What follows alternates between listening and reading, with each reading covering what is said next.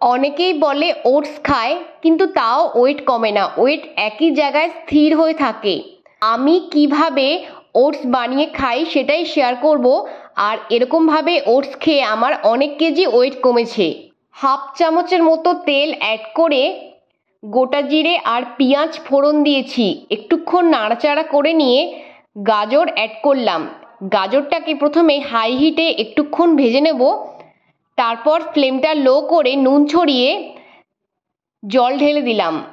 এরপর চাপা দিয়ে যতক্ষণ না গাজর সেদ্ধ হয় ততক্ষণ রান্না করে নেব।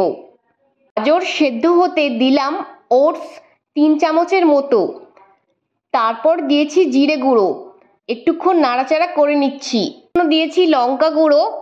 আর নামানোর আগে একটুখানি ম্যাগি মশলা ম্যাজিক ছড়িয়ে নাড়াচাড়া করে নিলেই রেডি হয়ে যাবে দারুণ সুস্বাদু এই ওটসের রেসিপি।